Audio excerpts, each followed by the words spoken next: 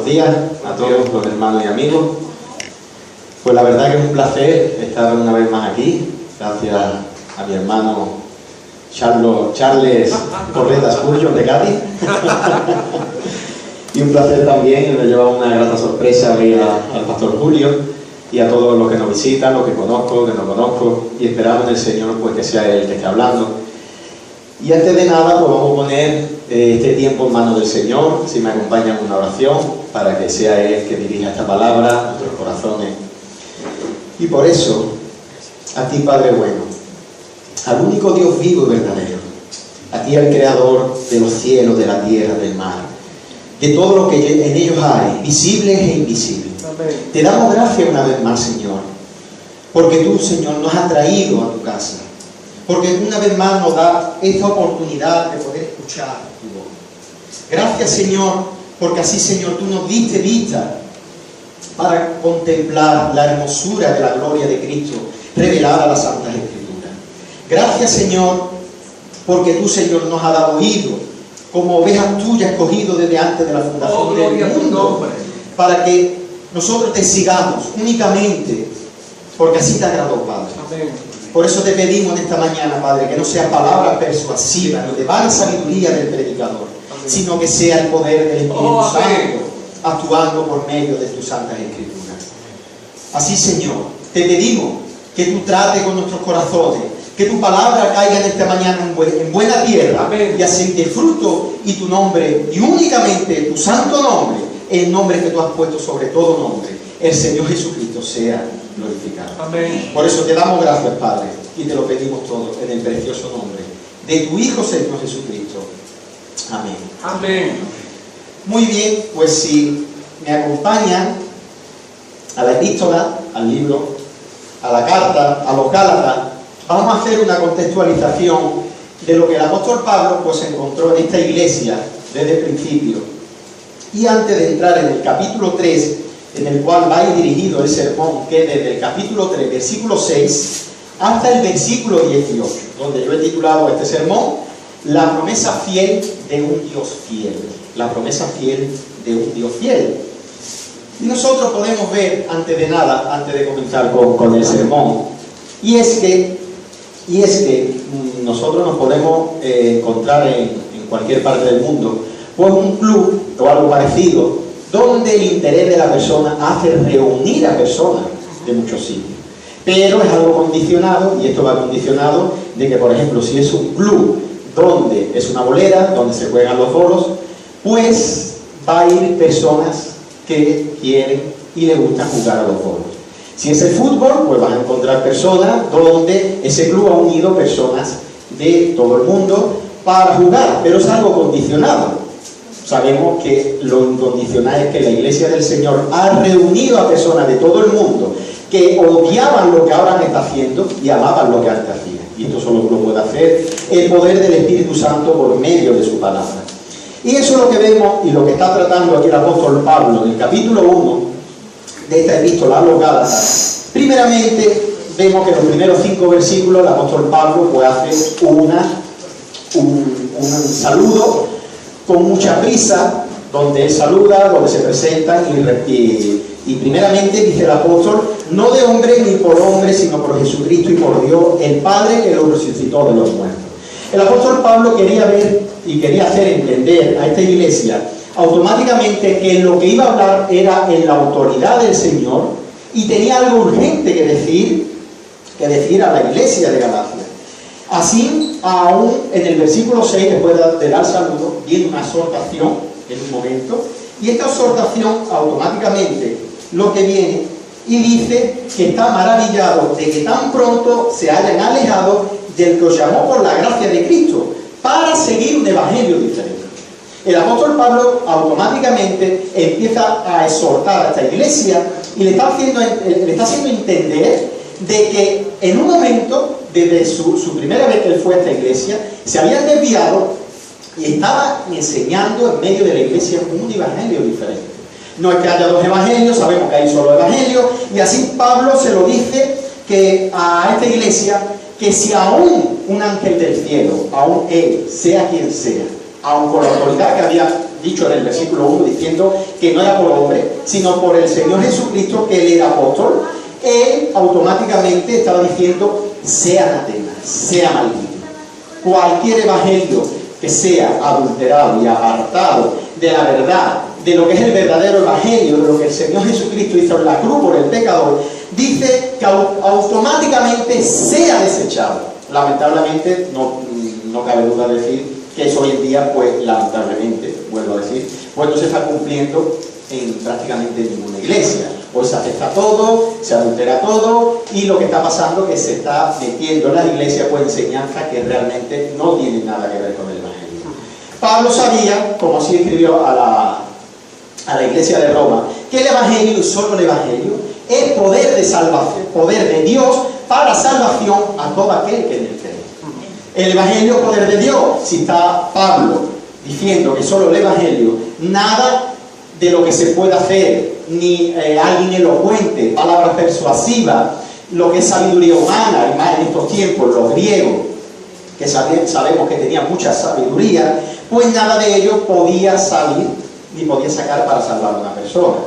Pablo automáticamente, después de esto, pues se encuentra con que Pedro se encuentra ahora no predicando un evangelio diferente, nada más, sino viviéndolo, sino que se encuentra en un espléndido ecumenismo, ¿verdad?, con judíos, y a estos judíos, que eran los que estaban predicando este falso evangelio delante de los gentiles, pues se ponían a comer con ellos, y Pablo automáticamente le reprende y le exhorta y le dice de que cómo pretende que los demás crean si él no es figura, ni está viviendo lo que él está predicando.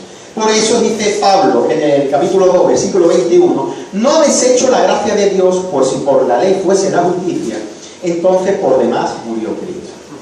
No desecho la gracia de Dios. Si a través de la ley fuese la justicia, por demás, ¿para qué murió Cristo? Es lo que estaba dando a entender Pablo. Y así automáticamente, cuando en el capítulo 3 le llama a estos gálatas insensatos, ¿quién os fascinó?, le dice Pablo, para no obedecer a la verdad vosotros, ante cuyos ojos Jesucristo fue ya presentado claramente como crucificado.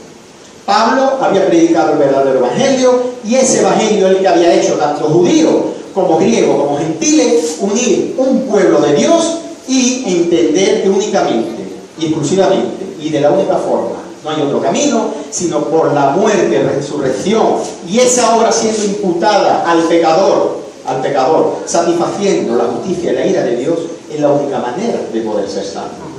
Había griegos allí que cuando venían y veían los judíos, el pueblo de Israel, venían a la iglesia, entendían, engañados, de que ese pueblo era el pueblo de Dios, por lo tanto había que escucharlo. Y esa era la confusión que tenía pues la iglesia de Galacia, y así es cuando el apóstol Pablo, ahora a partir del versículo 6 del capítulo 3, empieza a explicarle a la iglesia de Galacia cuál fue el propósito de Dios, quién es el pueblo de Dios, a quién fue dirigida la promesa de Dios y quién es el único que puede crear el pueblo de Dios. Entonces este sermón va a ir reducida en 3 párrafos. Antes vamos a leer desde el versículo 6 hasta el versículo 18 para ver el texto que nosotros vamos a ver. Y así, por eso dice, empieza el versículo 6. Después de todo lo que ha dicho el apóstol Pablo, los primeros 3 capítulos, dice: así Abraham creyó a Dios y le fue contado por justicia. Saber por tanto que lo que son de fe, estos son hijos de Abraham. Y la Escritura, previendo que Dios había de justificar por la fe a los gentiles, dio de antemano la buena nueva a Abraham, diciendo: en ti serán benditas todas las naciones. De modo que los de la fe son bendecidos con el creyente Abraham, porque todos los que dependen de las obras de la ley están bajo maldición, pues escrito está: maldito todo aquel que no permaneciere en todas las cosas escritas en el libro de la ley para hacerlas. Y que por la ley ninguno se justifica para con Dios es evidente. ¿Por qué? Porque el justo por la fe vivirá. Y la ley no es de fe, sino que dice: el que hiciere estas cosas vivirá por ellas. Cristo nos redimió de la maldición de la ley, hecho por nosotros maldición, porque escrito está: maldito todo el que es colgado en un madero, para que en Cristo Jesús la bendición de Abraham alcanzase a los gentiles, a fin de que por la fe recibiésemos las promesas del Espíritu. Hermanos, hablo en términos humanos. Un pacto, aunque sea de hombre, una vez ratificado, nadie lo invalida ni le añade. Ahora bien, a Abraham fueron hechas las promesas y a su simiente. No dice a la simiente como si hablase de muchos, sino como de uno. Y a tu simiente, la cual es Cristo. Esto pues digo, el pacto previamente ratificado por Dios para con Cristo, la ley que vino 430 años después, no lo abroga para la invalidar la promesa, porque si la herencia por la ley ya no es por la promesa, pero Dios la concedió a Abraham mediante la promesa. Amén. Si directamente pues pasamos lo que es el párrafo 1 y podemos ver que en la descendencia, es lo que está hablando el apóstol Pablo, es por la fe y no por la carne. Es decir, automáticamente el apóstol Pablo viene diciendo que la bendición en lo cual ha hecho y espera el pueblo de Dios no es por la ley, sino es por la promesa, así como le está diciendo a Abraham, y le dice que su fe le es contada por justicia. Así, esto mismo, digamos que es lo que viene diciendo el apóstol Pablo, que los hijos de Abraham no son según la carne, sino lo que es en el pueblo de Dios. Lo que entendemos es que son lo de la fe. En Isaac te será descendencia. Antes de nada, no puedo pasar por alto que Dios no tuvo dos planes. Tuvo el plan A, en el cual primero esperó y hizo el pueblo de Israel. Después de hacer el pueblo de Israel, como vio que el pueblo de Israel pues rechazó a Dios, tenía el plan B, que era el Señor Jesucristo, y fue crucificado porque a los suyos vino y a los suyos no le recibieron. Cuando hablan de los suyos, se está hablando de la creación en general, del mundo, un mundo caído que pertenecía a Dios, pero que se apartó por su condición pecaminosa, no queriendo saber nada de Dios. Por lo tanto, lo primero que me está enseñando aquí el apóstol Pablo es que el pueblo de Dios son los creyentes y no una nación en particular. Si, por ejemplo, nosotros vemos, nos vamos a meter en un capítulo que está prohibido, lo aviso, para muchas iglesias, cerremos la puerta para que nadie se escape, y vamos a ir ahora a Romanos capítulo 9. Romanos capítulo 9. En el versículo 6, Pablo pues viene hablando de esto mismo. Viene diciendo sobre el apóstol Pablo. El apóstol Pablo pues dice que incluso es su amor que tiene a su familia según la carne, que desearía él ser incluso maldito, apartado de Cristo por amor a sus hermanos. Pero dice no que la palabra de Dios haya fallado, Romanos 9, versículo 6, porque no todos los que defienden de Israel son israelitas. No todos los que defienden de Israel son israelitas. Primeramente, lo que está dando a entender el apóstol Pablo aquí, no es que Dios primeramente en el Antiguo Testamento tenía un plan y de pronto fue cambiado todo como lo estaba entendiendo la iglesia en Galacia. No es así, sino lo que el apóstol Pablo está dando a entender, que en el pueblo de Israel, dentro, cuando caminaban por el desierto, cuando estaban en Egipto, cuando cruzaron el Mar Rojo, ahí no estaba todo el pueblo verdadero de Israel, sino que dentro de la nación de Israel estaba el verdadero Israel. ¡Wow! Dentro de Israel estaba el verdadero Israel. Por lo tanto, nosotros podemos encontrar dos Israel. Nosotros encontramos el Israel terrenal, el cual rechazarán a Cristo, rechazarán la palabra de Dios, rechazarán el Evangelio. No podrán ver que en el Antiguo Testamento está hablando de Cristo. Sí, el Antiguo Testamento está hablando de Cristo, incluso más que el Nuevo. Nosotros podemos ver que la ballena de Jonás era Cristo, que el arca de Noé era Cristo, que los muros en los cuales derribaba era Cristo cuando entra y derriba los ídolos de la persona. En el Antiguo Testamento está apuntando siempre a Cristo. Por eso dice el Señor Jesucristo, vosotros escudriñáis la Escritura y ellas son las que dan testimonio de mí. Todo el Antiguo Testamento está hablando de Cristo, pero eso es lo que los judíos a día de hoy, como dice el apóstol Pablo también en 2 de Corintios capítulo 3, dice que el velo está encubierto, así como bajaba Moisés cuando le llevaba la tabla de la ley, pero se manifestaba la gloria de Dios a través del rostro de Moisés, pero tenía que poner el velo porque no podían ver esa gloria. pero dice que por Cristo es quitado. Por Cristo es quitado. Por eso, así nosotros podemos decir que un judío sin Cristo no es más del pueblo de Dios que un español sin Cristo. Ninguno de ellos, ni un judío, ni un español, va a llegar a la salvación si no es con Cristo. Por eso nosotros incluso vemos muchas iglesias, entramos en muchas iglesias y vemos pues la bandera de Israel, somos judíos, y muchas veces pregunto, digo, si tiene cara de ser de Chiclana, o tiene cara de iglesia, y dice, no, pero yo soy de la tribu, investigué y vengo de ahí. Y es una gran confusión, pensar que a través de una nación alguien puede ser salvo. Igual que muchos, como está diciendo, ¿no?, el apóstol Pablo en el versículo 6 de Romanos 9, que no todo lo que defiende de Israel era israelita. Nosotros lo podemos aplicar para el tiempo de hoy. Podemos decir que no todos los que vienen a la iglesia son de la iglesia. El Señor dice que era necesario que creciera junto el trigo y la cizaña para su gloria. Si el Señor está manteniendo esa cizaña y hay personas que te están molestando y hay personas que quizá tú dices, si esta persona estuviera lejos de mí, esto sería más fácil. Pero es necesario que para la gloria de Dios tu corazón sea hecho cada día, y aunque duela, conforme al carácter de Cristo. Y hay personas que están puestas en tu vida, que no son cristianas, tu vecino, en el trabajo, en cualquier situación, o incluso en la iglesia. Solo el Señor sabe si nos vamos a ver todo en gloria o no. Eso solo lo sabe el Señor. Pero es necesario que el trigo y la cizaña crezcan juntos. Sobre todo, si no te has arrepentido de tu pecado, si no has nacido de nuevo, porque tu padre, tu madre, tu hermano, tu primo, sea cristiano, no quiere decir que tú vayas a serlo.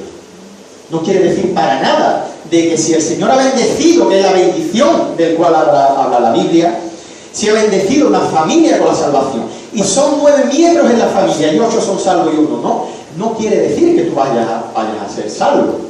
Si no te has arrepentido de tus pecados, eres como un judío, eres como un griego, como un gentil, como un dominicano, con cualquier parte del mundo sin Cristo, en lo cual, lo que está diciendo la Biblia es que la ira de Dios está sobre ti todos los días. ¿Y cómo probamos esto? El apóstol Pablo sigue diciendo en el versículo 7, en Romanos 9, dice, ni por ser descendiente de Abraham, ya de por sí lo está diciendo, si una persona, los hijos de Abraham, ya era descendiente directo, al que se le hizo la promesa, como vamos a ver más adelante, son todos hijos, sino en Isaac te será llamada descendencia.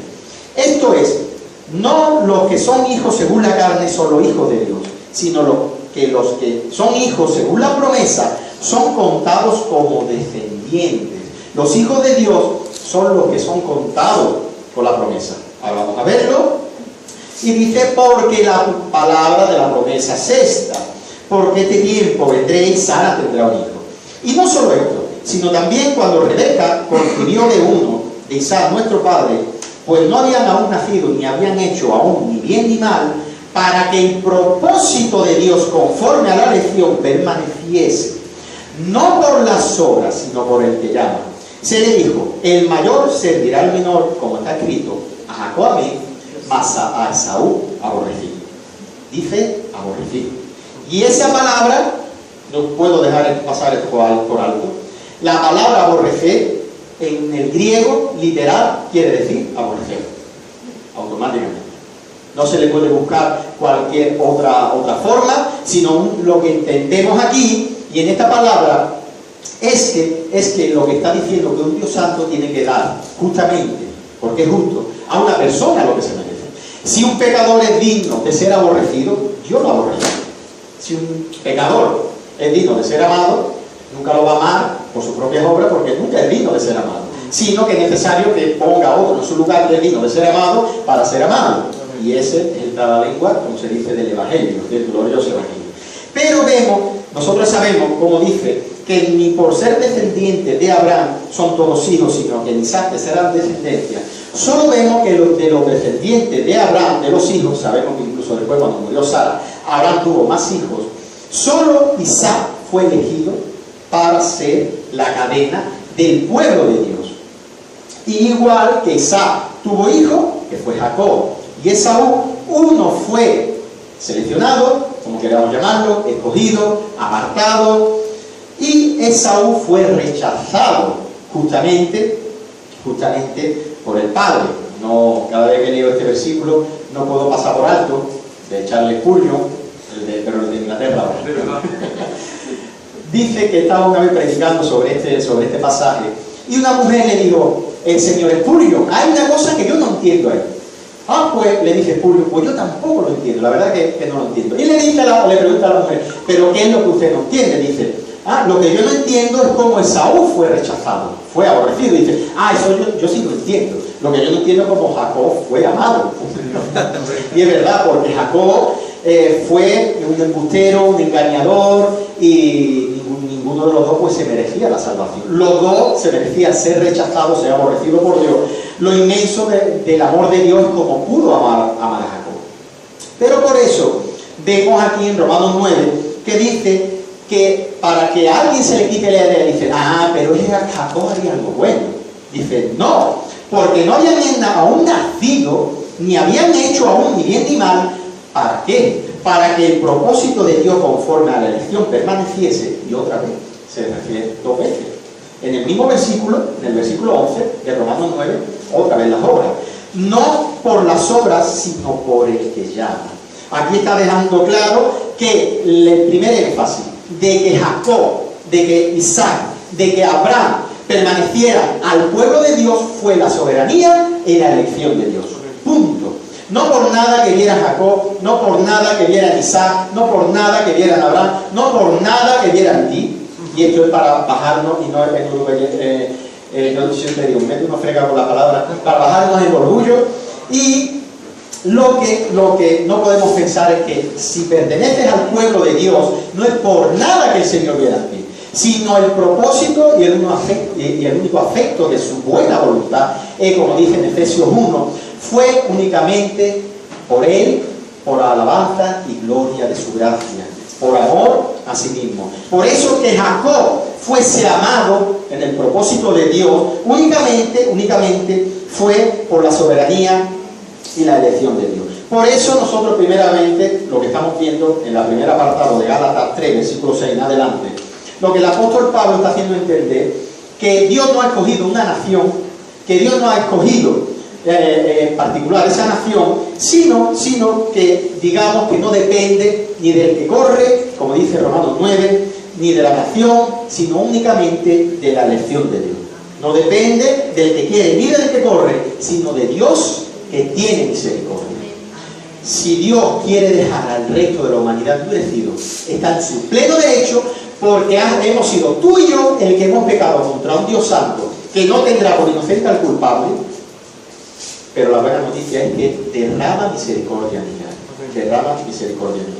Entonces lo que está dejando el apóstol Pablo primeramente claro es que no depende de la nación, no depende de que tú vengas de una familia cristiana, sino que la salvación primeramente viene y depende de la soberanía, la elección del Señor,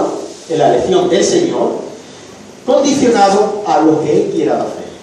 Esto no anula, por supuesto, lo que es la responsabilidad humana. No quiere decir que una persona diga: como depende de la elección de Dios, pues yo me quería quedar con los brazos cruzados a ver si un día Dios me elige. Tú vas a ser el día del juicio, si no te has arrepentido de tus pecados, el máximo y único responsable y pecador de no haber corrido a Cristo en arrepentimiento. Amén. Tú solo y solamente tú y tu voluntad pecadora serás responsable de no haber ido a Cristo en arrepentimiento. Y esto nos lleva al segundo apartado. Y vemos que en Gálatas 3, desde el versículo 14 al 16, vemos, y lo he titulado Pacto con Abraham, la herencia es por la promesa. Dice: para que en Cristo Jesús la bendición de Abraham alcanzase a los gentiles, a fin de que por la fe recibiésemos la promesa del Espíritu. Hermanos, hablo en términos humanos. Y Pablo pone un ejemplo que los judíos, que ahora lo vamos a ver, entendían en aquella época en plenitud. La iglesia de Galacia sabe lo que Pablo le estaba diciendo. Decía: un pacto aunque sea de hombre, una vez ratificado, nadie lo invalide ni le añade. Ahora bien, dice Pablo, a Abraham fueron hechas las promesas y a su simiente. No dice ella las simientes como si hablase de muchos, sino como de una, y a tu simiente, la cual es Cristo. Aquí Pablo está hablando, si nos vamos al Antiguo Testamento, Génesis capítulo 12, vemos primeramente que Abraham viene de un pueblo pagano, donde, pues, como dice Pablo en Romanos 3, no hay quien entienda, no hay quien busque a Dios. Abraham no estaba buscando a Dios, pero lo llama y dice que de él haría una gran nación. En Génesis 12. Génesis 15 dice que le será descendencia como estrella del cielo. Y ahí viene el caso en el cual Abraham no entendía, no podía entender, Génesis 15, no podía entender de dónde vendría esa descendencia, porque como sabemos, Sara era estéril, no podía tener hijos. Y al no poder tener hijos, Abraham empieza diciendo en Génesis 15 que si sería su siervo, porque no entendería de dónde, ¿no? Dice no tengo problema, eso quiere decir que no tiene descendencia. Pero lo curioso, que es lo que está hablando Pablo aquí en Gálatas 3, de un pacto, de una promesa que Dios le está haciendo. En el versículo 8 de Génesis 15, dice, después de la promesa de Dios, dice, ¿en qué conoceré que la he de heredar? Le está diciendo Abraham, le está preguntando a Abraham, a Dios. Ahí hubiese sido un momento idóneo para que Dios le hubiese dicho, pues mira, vas a cumplir la ley, te voy a poner una serie de mandamientos, y si tú cumples esta ley, pues vas a heredar la promesa, vas a heredar lo que yo te estoy diciendo. Pero de pronto el Señor, cuando le pregunta a Abraham a Dios en qué conoceré, dice Dios que coja una becerra de 3 años y una cabra de 3 años y un carnero de 3 años y una tórtola también y un palomino. Dice que esto lo parte por la mitad y que lo ponga cada uno en un sitio diferente. Lo que está hablando Pablo, que es un pacto humano, antiguamente se hacía un pacto y se partían los animales y los pactantes pasaban por el medio de los animales y era una referencia y se decían uno a otro que el que rompiera ese pacto, así me parta Dios. A través de esos animales, ese pacto humano, por eso Pablo dice que aquí en Gálatas 3, que aunque sea, eso ya no se puede invalidar. Una vez que se hacía un pacto humano, eso ya iba, como se suele decir aquí, hasta la muerte. Pero vemos en este capítulo 15 que Dios hace esto mismo y le dice a Abraham que parta estos animales y lo ponga a un extremo. Dios se disponía a hacer un pacto con Abraham. Pero lo fuerte de este capítulo 5 no es eso. No es que el pacto iban a pasar Abraham y Dios, sino que dice más adelante que cayendo la noche, Abraham cae en sueño,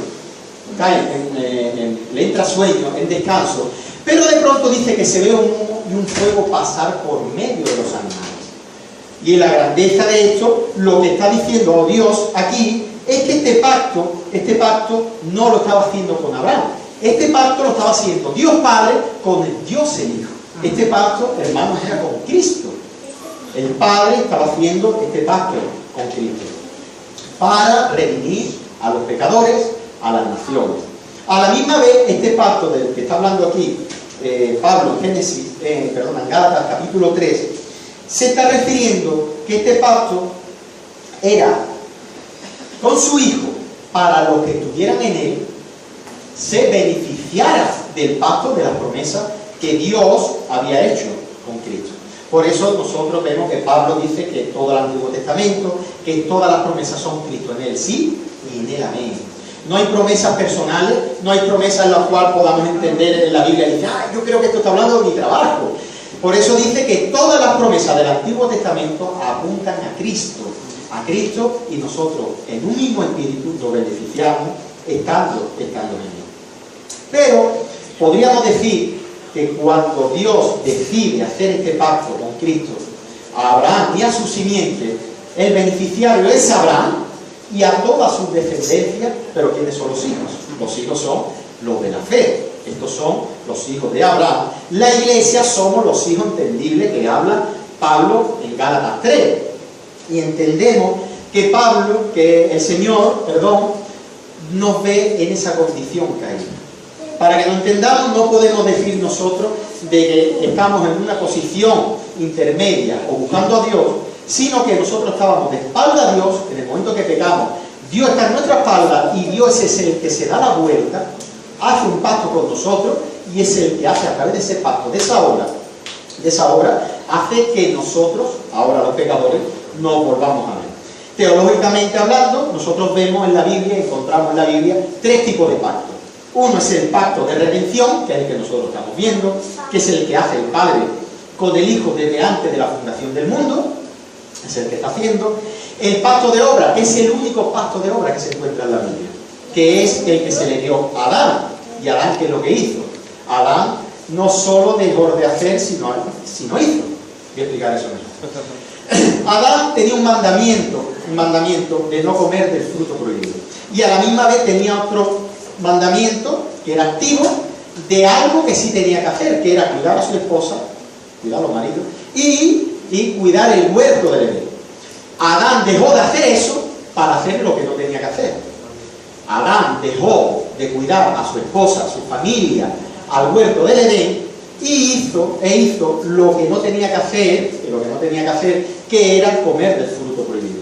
Entonces, en ese mismo momento, el hombre cae y está muerto en sus delitos y pecados. Y el tercer pacto que nosotros encontramos en la Biblia es el llamado pacto de gracia, que es desde Génesis 3:15, donde le dice a Eva que un descendiente vencería a la serpiente pisándola en la cabeza y este sufriría un daño menor en el calcañar.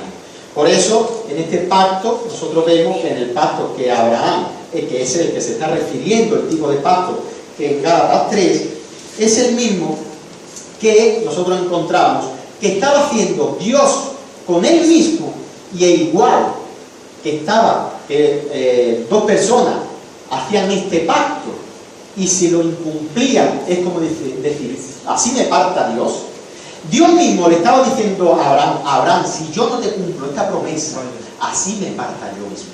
Yo soy Dios y dejo de existir. Era lo que Dios le estaba haciendo entender a Abraham, y le estaba diciendo, mis promesas no dependen de tu situación, no depende de tus circunstancias, no depende de los pecador que eres, sino mis promesas dependen de mí mismo. La promesa de Dios depende del que la hace. Yo no puedo hacer una promesa a mi hijo de que el sábado le voy a llevar al parque y decirle, no te llevo porque te he portado mal. Claro, si eres un hipócrita, no te lo va a decir, pero lo va a pensar. Eres un hipócrita porque tus promesas dependen de mí y no dependen de mí.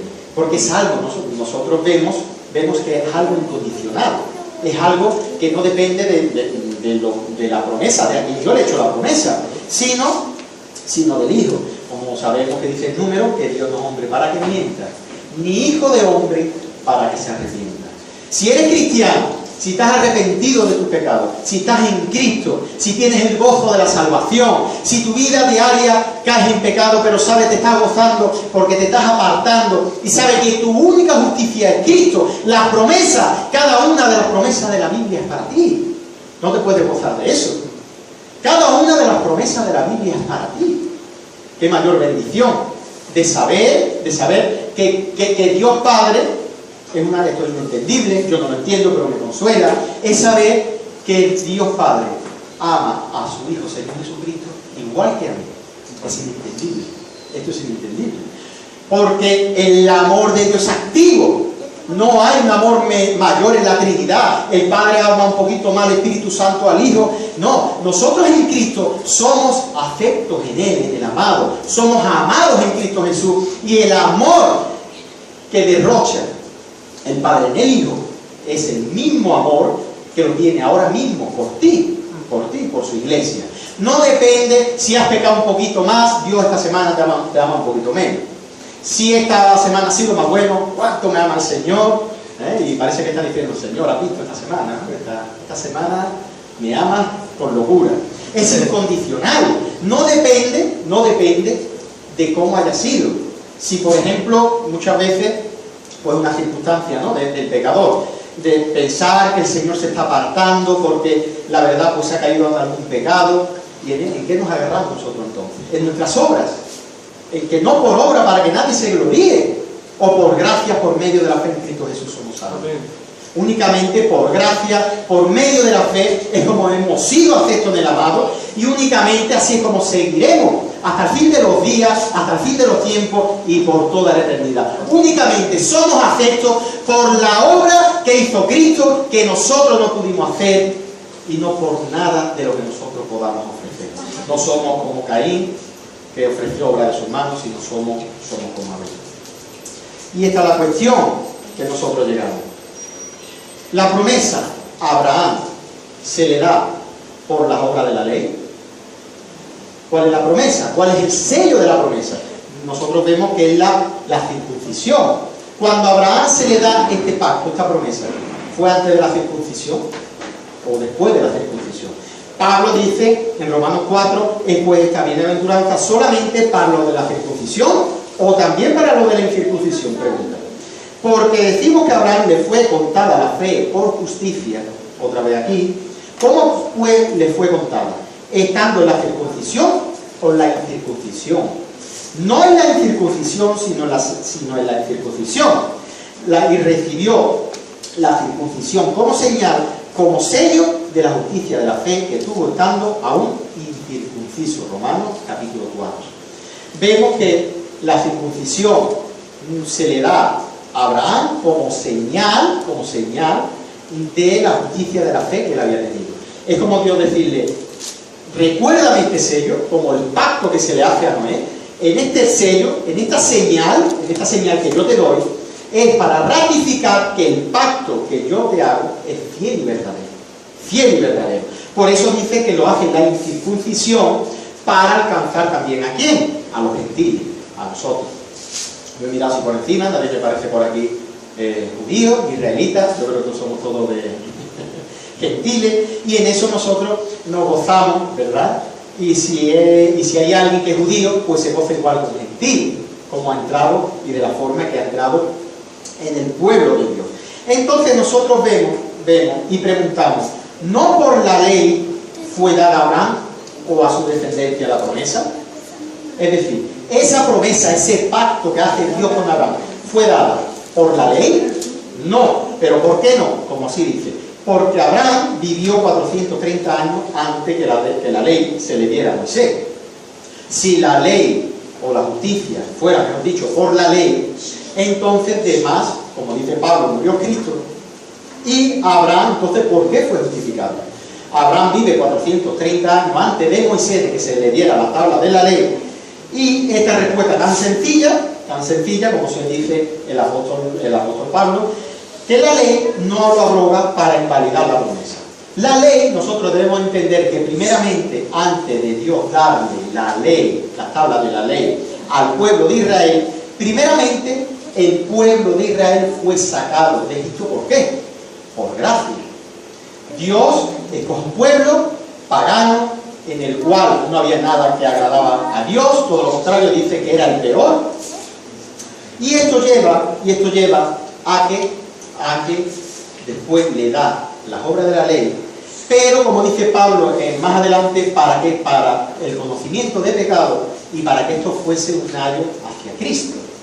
La ley se le da al pueblo para que entendiera la condición en la que se encontraba. Yo siempre pongo un ejemplo, y es si por primera vez una persona, porque nunca ha visto un coche, una carretera, y ahora se le da este coche y le dice: vete desde Algeciras hasta el puerto de Santa María. Y esta persona pues va, y cuando llega allí le dice: oye, ¿sabes que has incumplido las normas? Ah, pues yo no lo sé. El desconocimiento de la ley no excusa el pecado. Ah, pues yo no lo sé. Dios le da la ley a su pueblo, igual que a esta persona, antes de darle el coche que va a conducir, le advierte cuáles son las normas de tráfico. ¿Para qué? Para cuando llegue al lugar de origen sepa que ha incumplido las normas, que ha incumplido la ley. Por lo tanto, es justo que un guardia civil se lo lleve al juez y lo condene. Pues el Señor da esta ley para que el pueblo de Israel, para que la iglesia entendiera que eran pecadores y que fuese un ayo, para que fuese un camino para entender dónde únicamente y quién únicamente ha sido el que ha vivido una obediencia hasta la muerte y muerte de cruz, que fue el Señor Jesucristo.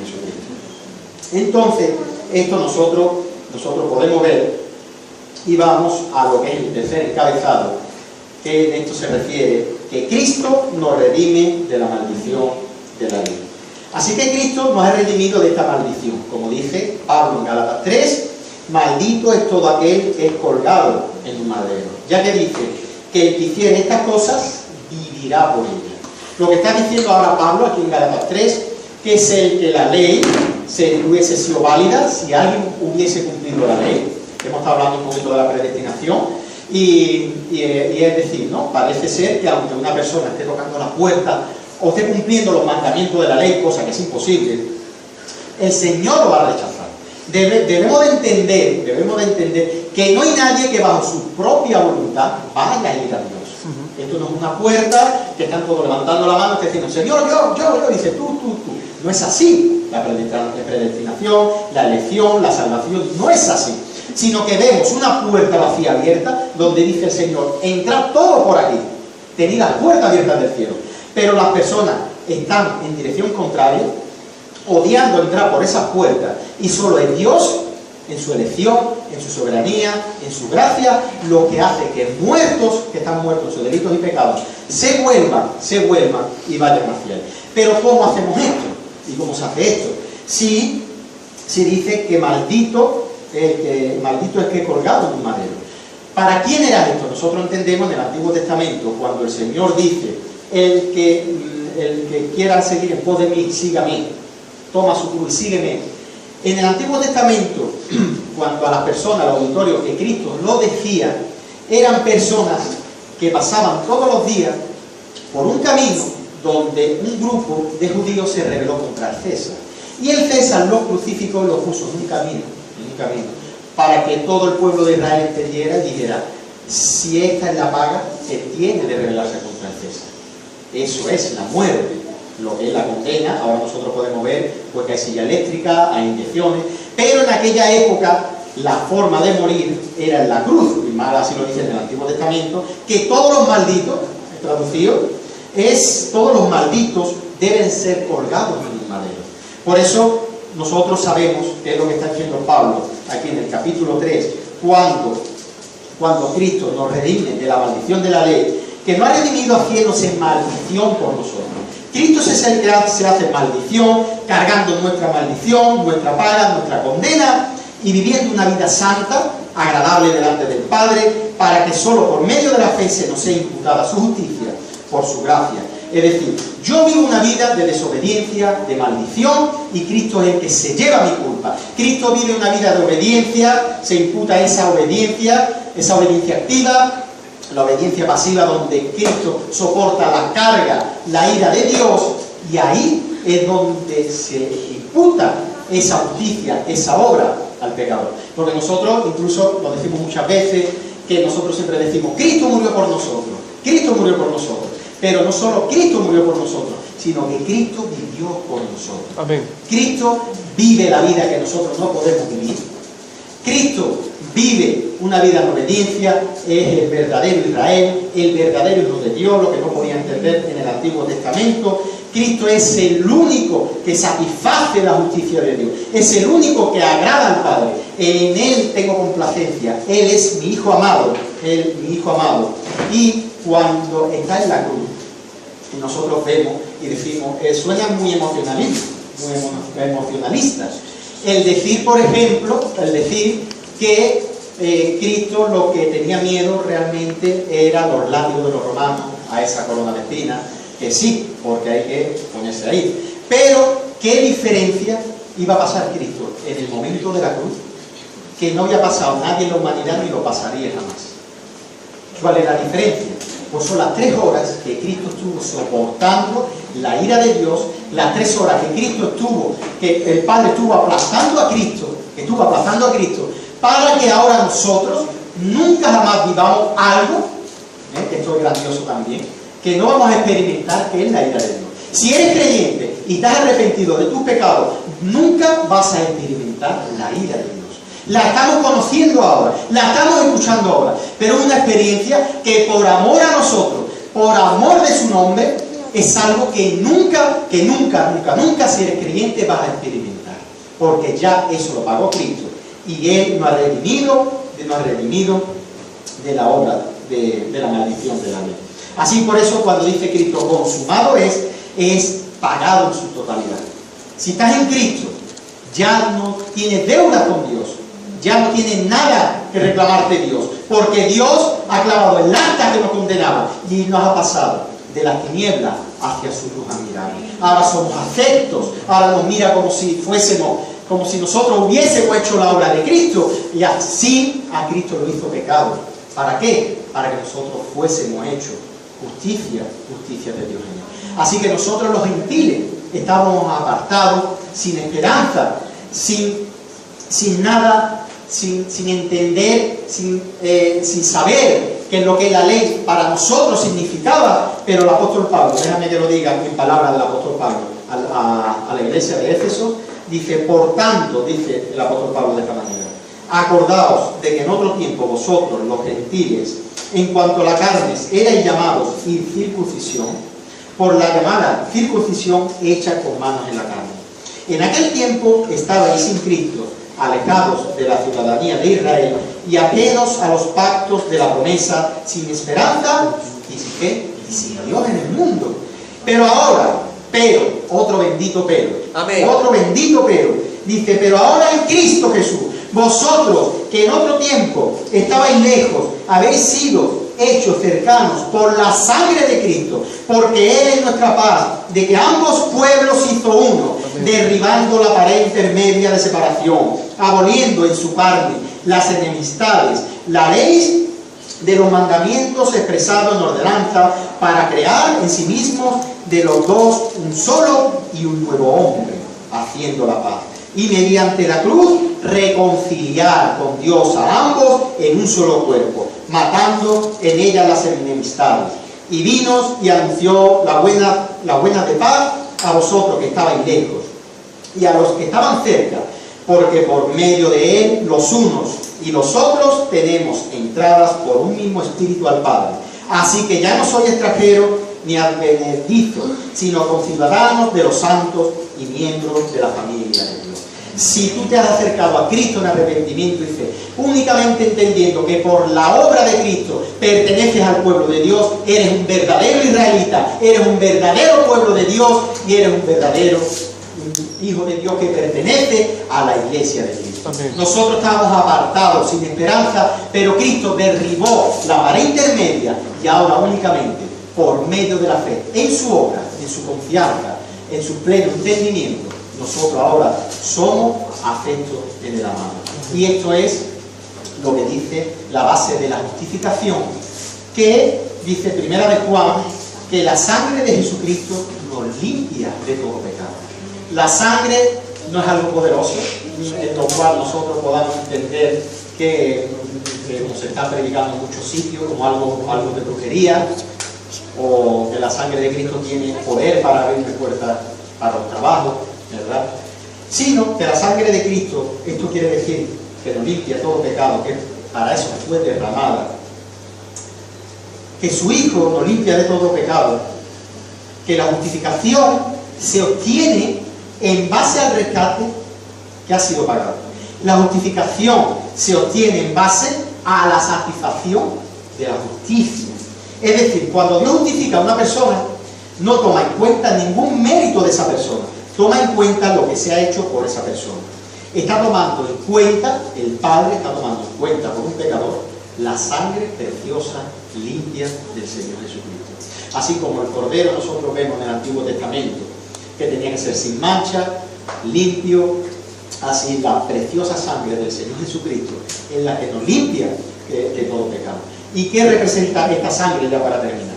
Representa el hecho de que Él, por medio de su muerte en la cruz, pagó mi pecado. Somos justificados por su sangre. Únicamente lo que satisface la justicia y la ira de Dios, y somos contados como justos, es la sangre de Cristo derramada, redimiéndonos de la maldición de la ley. Amén. Estas son las buenas nuevas, este es el Evangelio. Pero déjame que te diga, si no estás en Cristo, cosa horrenda has escuchado hoy. Cosa horrenda has escuchado hoy. Lo que para muchos cristianos, para todos debe de ser, es un gozo escuchar el Evangelio. Amén. para un incrédulo. Para un incrédulo es cosa horrenda. Es la peor noticia que podía escuchar hoy. Saber únicamente que está condenado delante de un Dios que tiene que condenar al pecador. Dios como justo debe condenar a un pecador. Y si tú eres pecador, déjame que te diga que la ira de Dios está sobre ti todos los días, que eres culpable, que no irás al juicio para ser condenado, porque ya el que no cree en el unigénito Hijo de Dios ya ha sido condenado. Ya ha sido condenado. Pero a la misma vez vuelve la buena noticia. Y es que el Señor dice en su palabra, que al que a mí viene, lo echo fuera. Si te acercas a Cristo ahora en arrepentimiento y fe, serás salvo en este mismo momento. El acta que te está condenando ahora mismo será clavado en la cruz del Calvario. Será clavado y serás contado como uno más del pueblo de Dios. Amén. No será un Israel nacional, no será un dominicano, un español, alguien de Chiclana, de Algeciras, sino tu verdadera identidad será hijo de Dios. Y no hay nada ni nadie que pueda separar esa condición para los hijos de Dios, porque el pacto no fue hecho contigo, el pacto fue hecho con su Hijo.